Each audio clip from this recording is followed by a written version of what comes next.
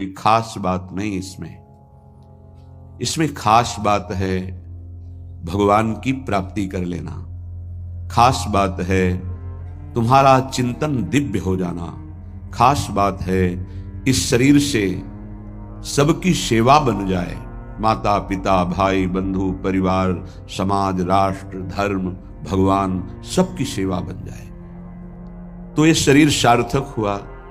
नहीं क्या मांस का पिंड है, रक्त संचरित नसनाड़ियां हड्डी त्वचा और इसमें जो डालो मलमूत्र बन गया। जितने द्वार हैं उनका सबको परिचय है ही है। कौन से सुख के लिए परस्पर शरीर में आकर्षण होता है? सच्चिदानंद सुख की लालसा वाला शारीरिक सुख के भोग में यदि अनेक जीवन व्यतीत करने के बाद ये भी जीवन व्यतीत कर दिया तो हाथ क्या लगेगा? इतना जीवन व्यतीत कर दिया, क्या हाथ लगा? बहुत विवेक विचार की जरूरत है। धर्मयुक्त काम भगवान ने अपना स्वरूप बताया है सृष्टि संचालन के लिए। यदि विवाह पाणिग्रहण संस्कार करके संतानोत्पत्ति के लिए विधान किया गया है तो वो धर्मयुक्त काम है। व्यभिचार वहां भी नहीं, धर्मयुक्त काम। अन्यथा धर्म विरुद्ध यदि काम का सेवन किया जाए तो घोर पापाचरण बनने लगता है और मलिनता पे मलिनता होती चली जाती है। स्त्री रूपा मेध्य पिंडे मुंह रमृत धिया। हमारी बुद्धि इतनी मलिन हो गई है कि मलमूत्र के द्वार को अमृत पान का स्वरूप समझते हैं। कितनी निकृष्ट बुद्धि है। इन शरीरों पे है क्या? ऊपर के द्वार देखो, आंख से कीचड़ निकले, नाक से कितनी खखार के थूको, वमन करके देखो। नीचे के द्वार तो दुर्गंध युक्त मलमूत्र के ही हैं। किन भोगों में तुम अमृत पान करना चाहते हो? स्त्री रूपा मेध्य पिंडे मुंह रमृत धिया नित्य लोलुभ्यमानम। नित्य तुम लुभायमान हो रहे हो कि अगर ये शरीर भोगने को मिल जाए, ये शरीर मिल जाए तो हमारा जीवन धन्य हो जाए। नित्य लोलुभ्यमानम है क्या? थोड़ा विवेक से विचार करके देखो। धर्मयुक्त संतानोत्पत्ति के लिए भगवान ने आदेश किया है। मनमुखी चाल चल करके मनोरंजन करने के लिए ये नहीं बना हुआ है। फंसते चले जाओगे, अमृत की लालसा से मृत होते चले जाओगे। तुम्हारे विचार मृत, तुम्हारे आचरण मृत, तुम्हारा शरीर मृत, तुम्हारी चेष्टा मृत। क्योंकि मृत लोक में, इसका नाम मृत्यु लोक है और खोज रहे हो अमृत। चक्षुर्न क्षुद्र जीवैरपि विहितो।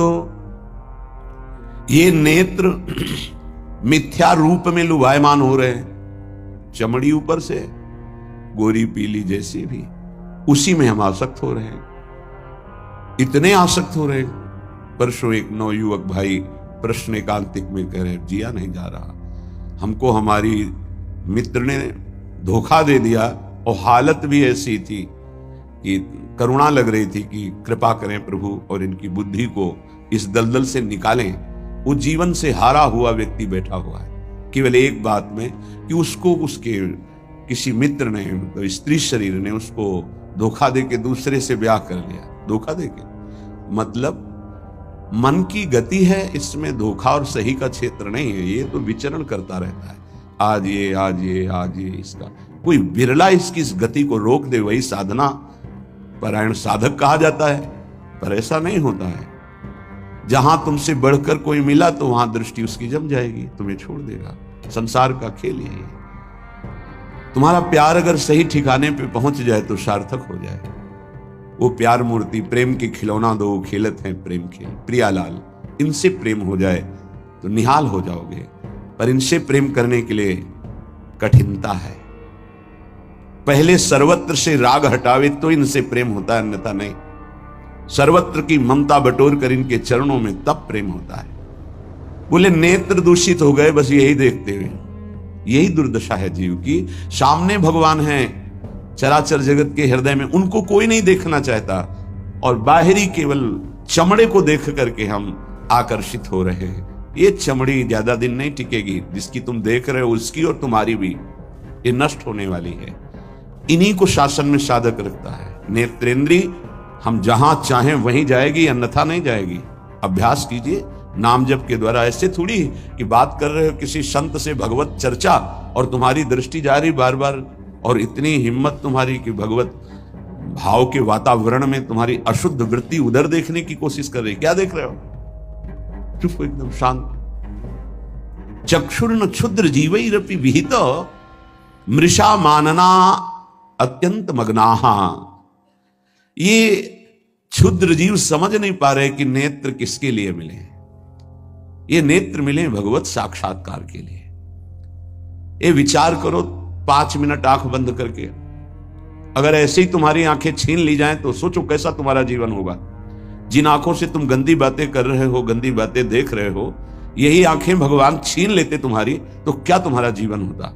आज तुम्हें भगवान ने आंख दी है, तुम इससे धर्म का दर्शन करो, सब में भगवत दर्शन करो, श्री विग्रह के दर्शन करो, संत दर्शन करो, नेत्र पावन करो। नेत्रों को दूषित कर लिया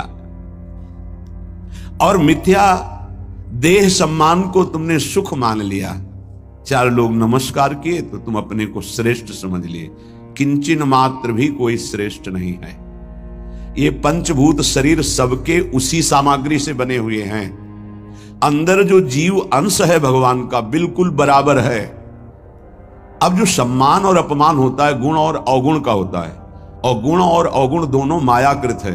सुनो तात मायाकृत गुण और दोष अनेक, ये दोनों मायाकृत है। तो तुम किसका सम्मान? माया का। किसका अपमान? माया का। तुम तो मान और अपमान दोनों से परे हो। अगर कोई तुम्हें प्रणाम कर रहा है तो तुमको उसकी श्रद्धा को प्रणाम करना है।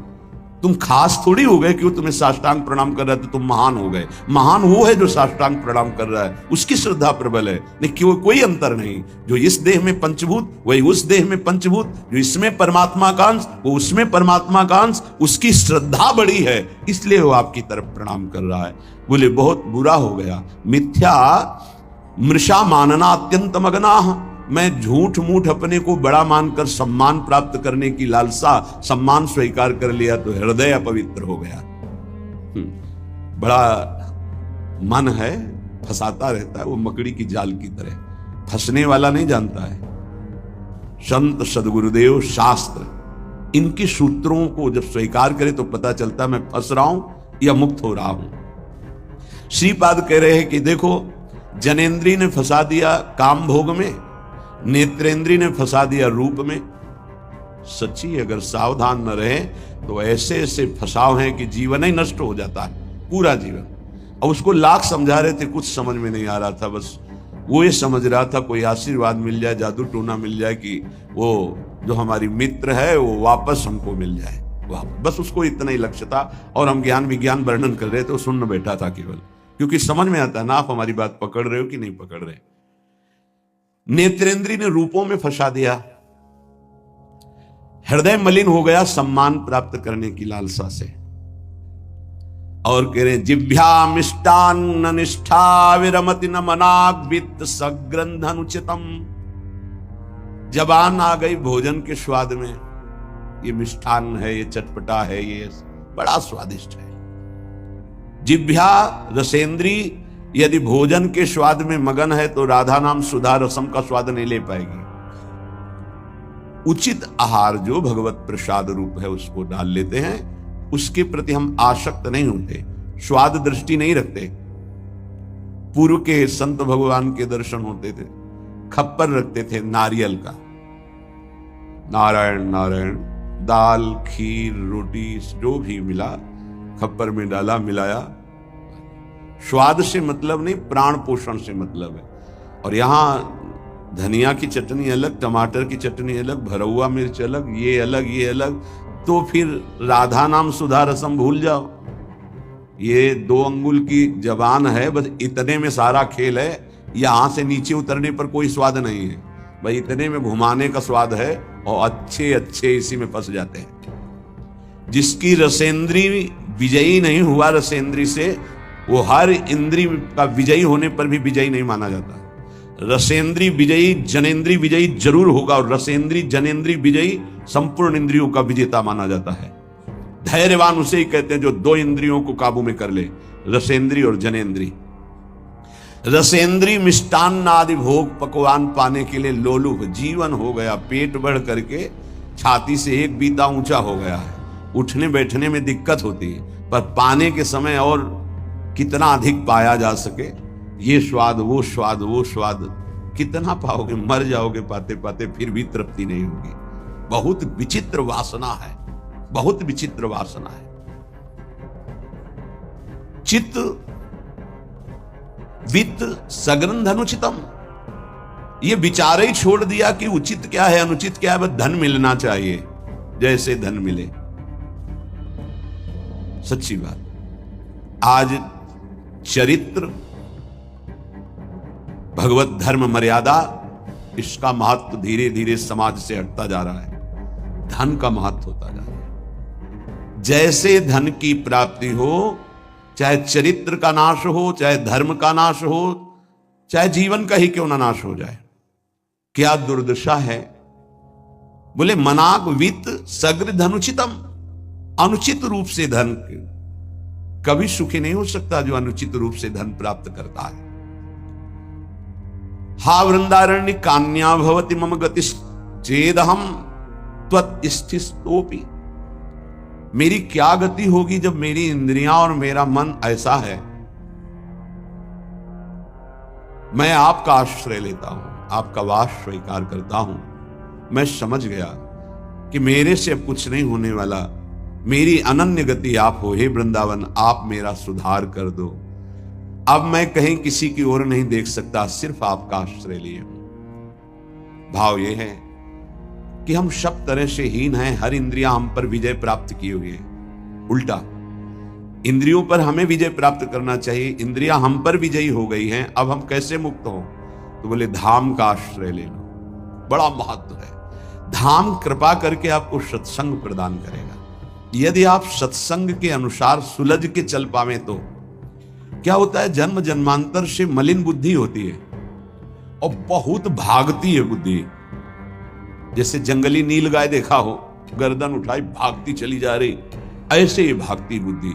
अगर इसको कोई रोक सकता है तो गांव में एक लंगड़ बांधा जाता था, लंगड़ समझते हैं, 2 टांगों के बीच में एक मोटा सा लकड़ी का, अब वो भाग नहीं पाएगी ऐसे। गुरु कृपा, गुरु आदेश, गुरु शासन, ये बुद्धि के ऊपर लंगड़ का काम करता है। तुम्हें पता ही नहीं गुरु के हृदय में अनंत माताओं जैसा प्यार होता है। जैसे भगवान गाली देने वाले को भी परम पद देते हैं, उन्हीं के दास हैं वो। किसी का अमंगल संत के द्वारा, गुरुदेव के द्वारा, आपका विचार, आपकी सोच आपको अमंगल के रास्ते पे खड़ा करके और ऐसा धक्का देगी कि शायद फिर बचा पाने की स्थिति न रह जाए। सगर के जो पुत्र 60,000 थे, भगवान कपिल देव जी का अपराध कर दिया, आश्रम को विध्वंस करने लगे। घोड़ा वहीं बंधा हुआ था, किसी ने बांध दिया था, उनको पता भी नहीं था।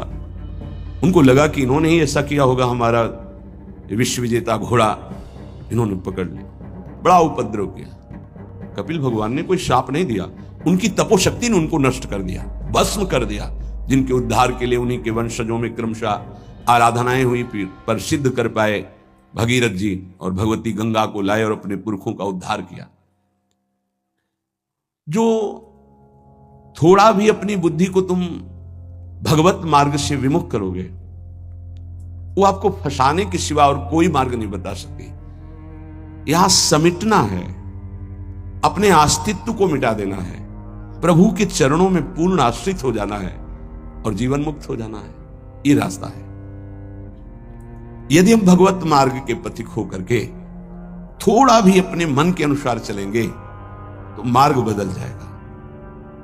गुरु आज्ञा तज करहि जेबान, यह अधर्म यह सब हानि, कान न रसिकन मेरा है। पर वो जैसे जंगली नील गाय होती है ना, उसको ऊपर कोई शासन बर्दाश्त नहीं। वो जब दलदल में फंसती है तब उसकी चाल रुकती है, अन्यथा नहीं। माया प्रपंच का दलदल जब ऐसी बुद्धि वालों को रोकता है तब उनको याद आता है कि क्या मैं कहीं गलत मार्ग पर चल पड़ा क्या।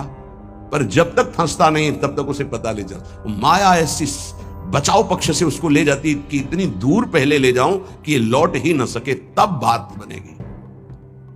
श्रीपाद कह रहे हैं कि सब इंद्रियों ने, मन ने हमको अपने अधीन कर लिया। अब तो हे वृंदावन आपका सहारा है। बनाया हुआ सिद्धांत है। रही मन देखी बड़न को, लघु न दीजिए डारी, जहां काम आवे सुई, कहा करे तरवारी। और सिद्धांत उन्हीं का बनाया हुआ है। अगर गुरु चरणों में लघुता आ गई तो विश्व ब्रह्मांड में महत्ता स्पर्श ही नहीं कर सकती तुम्हारा। ये हमारी बुद्धि, ये हमारा मन ऐसा सोचता है कि शॉर्टकट से चले धनी बन जाए, शॉर्टकट से चले परम पद मिल जाए, शॉर्टकट से चले बहुत उत्तम सम्माननीय बन जाए। है बहुत शॉर्टकट है। सर्वस्व त्याग और एकमात्र प्रभु का आश्रय। अभी जो चाहो बन जाओगे, पर सर्वस्व त्याग। आज तक जितने भी महापुरुष हुए हैं सर्वस्व त्याग से। सर्वस्व त्याग का स्वरूप किसी के नामे कर देना सब प्रॉपर्टी नहीं, अपना अस्तित्व मिटा देना। अम्बरीश जी चक्रवर्ती सम्राट हैं पर अपना अस्तित्व नहीं है, तो क्या हुआ? सुदर्शन चक्र उनकी रक्षा में है और भगवान दुर्वासा जी को द्विज कहते हैं और अम्बरीश जी को भक्त कहते हैं। अहम भक्त पराधीनो अस्वतंत्र युद्ध। तो मैंने वृंदावन का आश्रय लिया, अब वृंदावन संभालेगा। तो वृंदावन किस रूप में संभालता है? संत रसिक सदगुरुदेव के रूप में संभालता है। यदि हम ना उनकी आज्ञा का पालन करें, अवहेलना करें, तो बड़े कृपालु हृदय के होते हैं जो संत हैं। संत सरल चित जगत हित, जानि स्वभाव स्नेह। तुम क्या जान पाओगे हृदय में तुम्हारे ही प्रति कितना दुलार है। सांप को चाहे जितनी प्रार्थना करो, आरती उतारो, दंडवत प्रणाम कर लो, कह दो सीधे चलो, तो कभी नहीं चलेगा वो।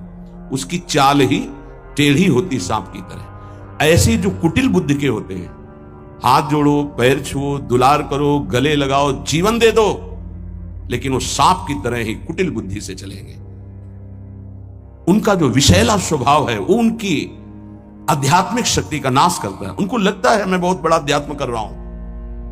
अध्यात्म कहां से होता है? गुरु आज्ञा से होता है। अध्यात्म कहां से होता है? गुरु मंत्र के निरंतर सुमिरन से होता है। अध्यात्म जिसके अंदर है तो त्रिभुवन का संपूर्ण वैभव उसको मृत तुल्य लगता है। मृत तुल्य, न पारमेष्ठ्यम न महेंद्र दिष्ण्यम। आपको लगेगा भरण पोषण कैसे होगा? तो भगवान, उनके वचन यही भक्त का आश्रय होते हैं। भगवान ने कहा अनन्यश्चिंतयन्तो माम, तुम्हारी एक ही जिम्मेवारी है, तुम केवल मेरा अनन्य चिंतन करो। और जो अनन्य चिंतन करता है ये जनाः परिपासते, जो ऐसी उपासना करता है अनन्य चिंतन से, तो योगक्षेमम वहाम्यहम्, मैं उसके योगक्षेम का वहन करता हूं। अप्राप्ति की प्राप्ति और प्राप्ति की रक्षा ये मैं करता हूं। शुद्ध परमार्थ को जान लो, जीवन मुक्त हो जाओ, फंसने में देर नहीं लगती। ये मन कभी भी कहीं भी कैसे भी आचरणों